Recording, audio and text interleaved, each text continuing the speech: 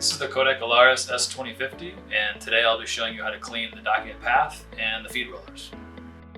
When cleaning your Kodak Alaris S2050, you want to make sure you're using the right materials so that you're getting a good quality output on your scans. So today we're showing you some of the items that we use here at eBizDocs. We have a bottle of isopropyl alcohol, we have some Kimtech wipes here, and then what we do is we put the alcohol in a nice little spray bottle for easy application on the Kimtech wipes to clean. Once you have your cleaning materials ready, you need to open up your scanner so you have access to the document path to clean it. For this scanner, we're going to click and pull on the black lever here to pull it open. We're going to take the spray bottle with the isopropyl alcohol, and we're going to take one of the Kim wipes and we're going to spray the alcohol on the wipe so that it's a little damp.